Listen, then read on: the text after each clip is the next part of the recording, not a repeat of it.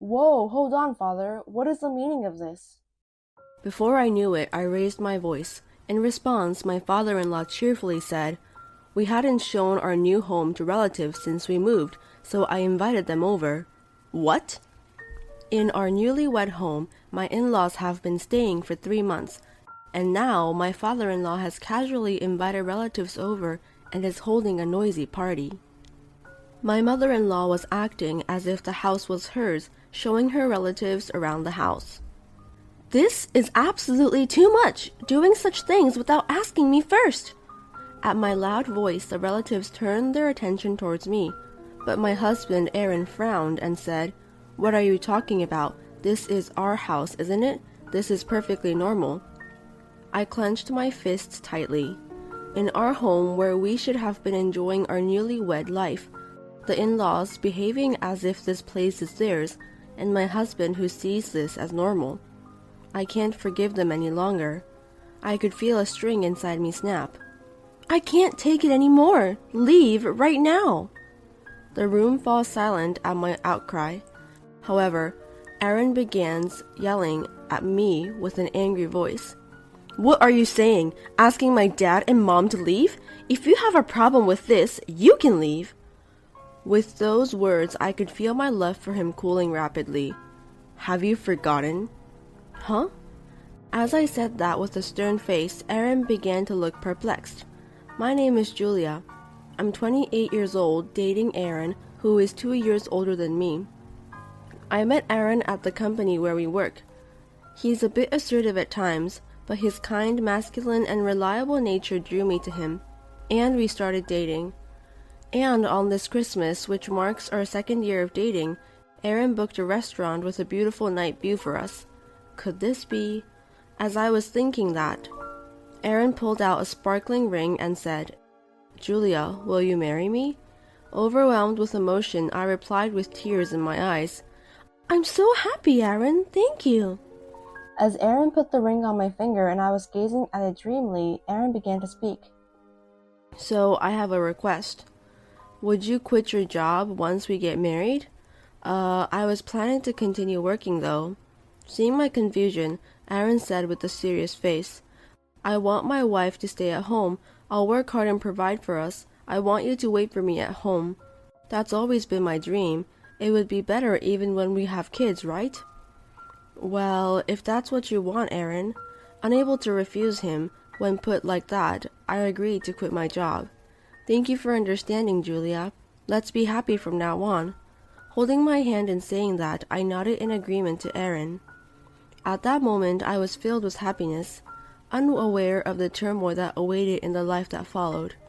When I reported the marriage to my mother, she was overjoyed, jumping with happiness.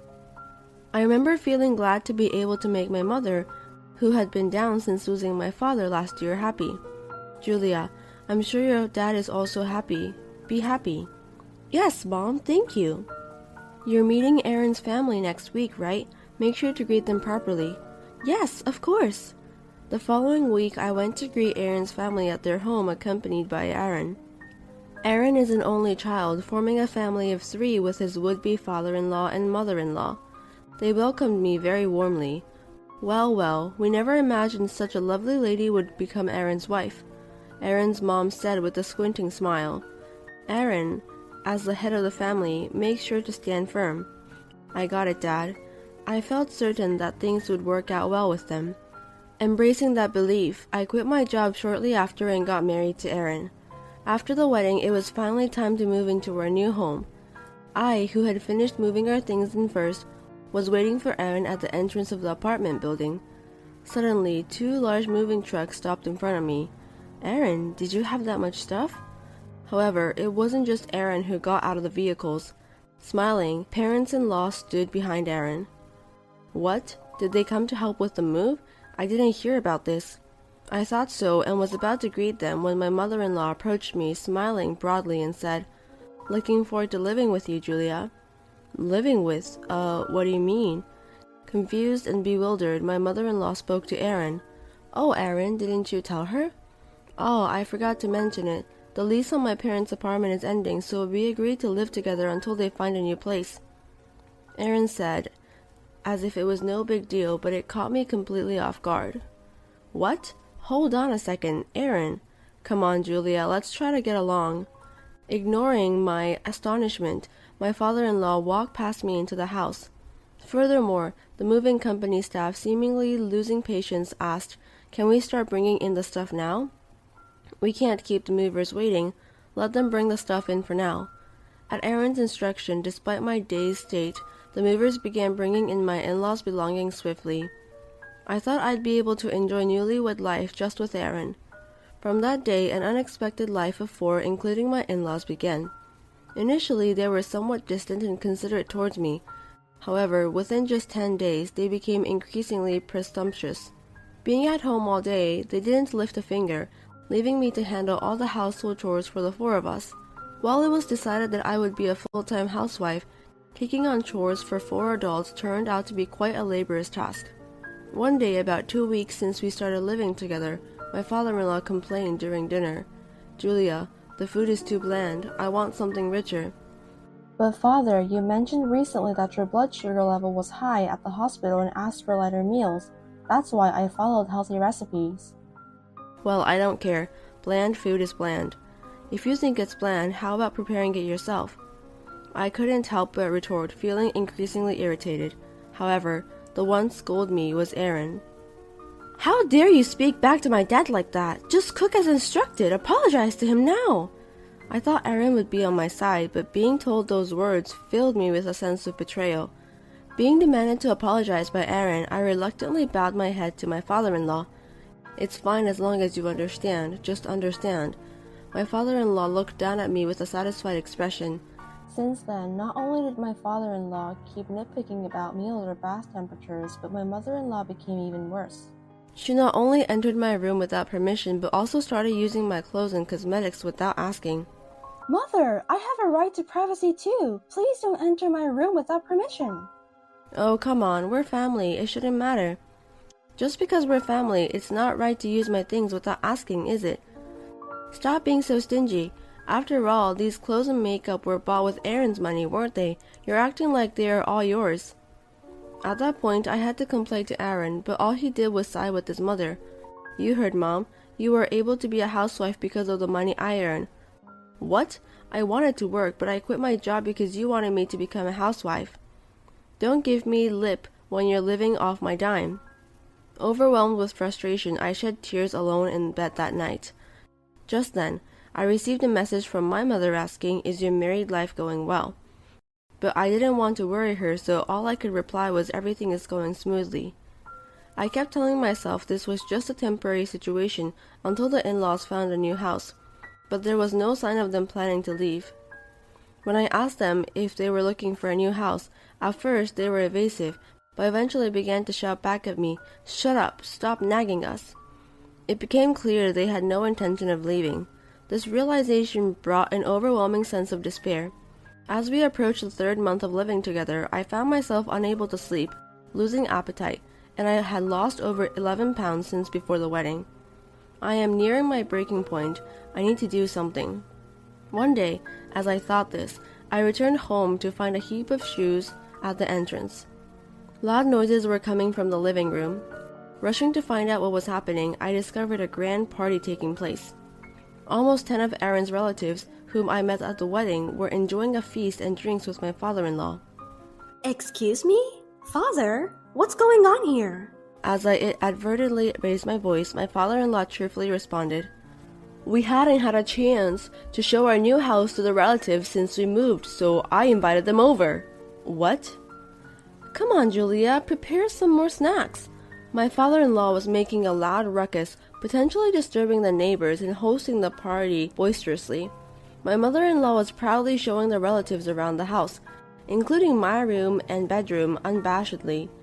As I stood in shock, Aaron came home and nonchalantly said, "Oh, this looks fun." Infuriated by his remark, I snapped at Aaron, "This is too much, doing this without even asking me." My shout drew the attention of the relatives, but Aaron frowned and replied, "What are you talking about? This is our house, isn't it? This is completely normal." I clenched my fist tightly. I can't tolerate this anymore. the in-laws taking over my marital home for 3 months and acting like it's theirs, and my husband who sees nothing wrong with it. I can't stand it anymore. I felt the tension that had built up inside me snap. That's it! Leave right now! The room fell silent at my outcry. Then, my mother-in-law hurriedly intervened. Oh my, what is this bride saying? Then my father-in-law joined in. Yeah, Julia, it's disgraceful to raise your voice like that all of a sudden. Angered by their words, I turned to Aaron. Aaron, control your parents! This is too much! It's you who needs to control yourself! Aaron yelled back at me. Frozen in disbelief, I opened my eyes wide. How could you say they should leave? If you're unhappy, why don't you leave? Aaron shouted at me, his voice filled with anger. I felt his affection cooling rapidly. You have forgotten? Huh? As I spoke seriously, Aaron looked at me perplexed. I'm the owner of this house, you know. When my father passed away, all the savings were taken by my mother, and I had inherited this condominium unit. The one who suggested that we should live here after getting married, stating it would be a waste to leave it vacant, was Aaron. Maybe recalling that, Aaron's face turned increasingly red. However, he blurted out defiantly. So, what's your point? What right do you have to say anything, being just my wife? Then the in-laws seemed a bit panicked and started talking to Aaron. Oh, hold on, Aaron. Didn't you say you bought this place yourself? Yes, I had no idea it belonged to Julia. Then my husband declared confidently, Well, don't worry about what a mere wife says. After all, she lives on the money I earn. You two should stand your ground. At this, the in-law seemed to have a sudden realization. Yes, that's right. Just because she is the owner on paper doesn't mean she can actually do anything. Exactly. If you find it annoying, try kicking us out. Not that we'll leave. The relatives who had been invited to the gathering were watching this exchange in astonishment. Perhaps feeling uncomfortable, some people were trying to sneak away to get ready to leave. If that's your attitude, fine. I have my own plans. I said that and pulled out a pre-filled divorce paper from the living room drawer and thrust it towards Aaron. Please sign this. Then Aaron, though looking shocked for a moment, snorted with laughter and snatched the divorce paper. Oh sure, and how do you plan to live after divorcing? With no job and certainly not wealthy, being a single parent, you'll just be a laughing stock. Aaron taunted me. However, without saying anything, I took the divorce paper that Aaron had signed, packed my belongings and was about to leave the house. At the front door, Aaron said with a triumphant expression, Go cool off your head for a bit. If you apologize properly, I might let you back in. Ignoring his words, I hurriedly left through the front door. A month later, while having tea with my mother at my childhood home, I received a call from Aaron. When I went over upon his demand, Come home right now, there stood Aaron with his face turned beet red along with the in-laws. What is the meaning of this legal notice from the lawyer? Vacate or a lawsuit will be filed for the possession of the property. I responded with a straight face. What do you mean? It's weird for strangers to be squatting in my house, isn't it? Strangers? We're family. Hearing that, I chuckled and then said, We've been divorced for a while now, you know. Yes, right after receiving the divorce paper from Aaron, I had filed it with the city office. I had explained the situation to my mother and was staying at my childhood home. Then, Aaron, with a shocked expression, lunged at me verbally.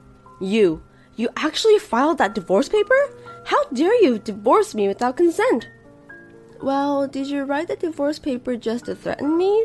Thank you for it. I used it gladly. We are strangers now, after all. Now, the father-in-law and mother-in-law began berating me in unison. What do you think you're doing? How dare you, as a wife, act on your own? Yes, how audacious. Do you think you'll be forgiven? I looked at the two with a cool gaze. You hardly even work. How do you plan to pay for the attorney's fees? Is this certified mail just a bluff after all? Seriously.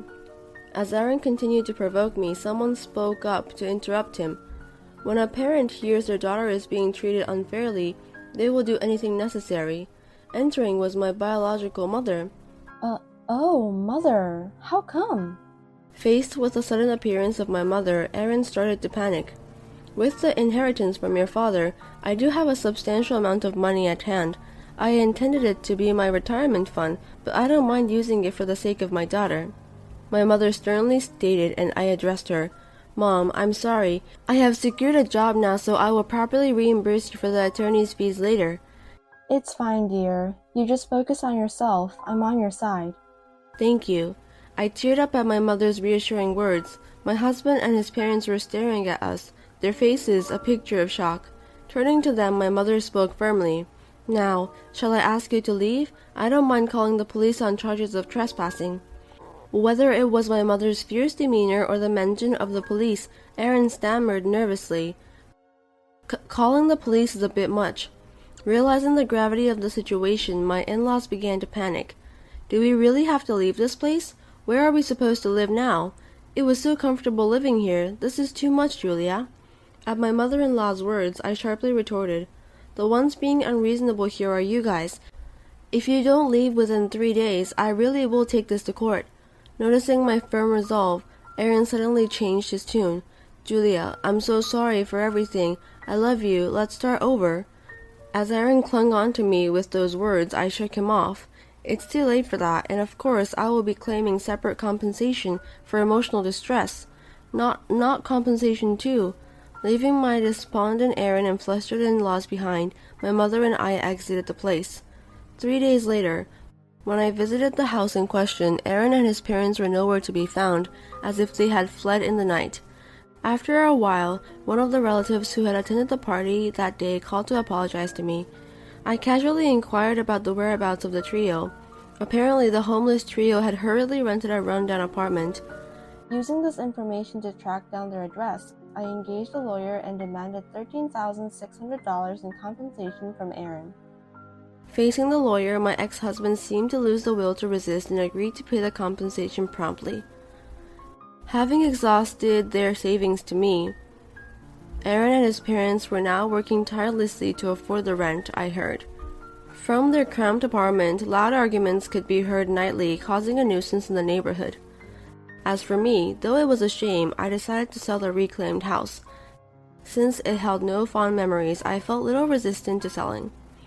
Including the compensation, I had accumulated a substantial amount of money, allowing me to repay my mother for the legal fees and start renting a new apartment. Now I am enjoying a life unburdened by the past. Going forward, I intend to work hard and live my life to the fullest.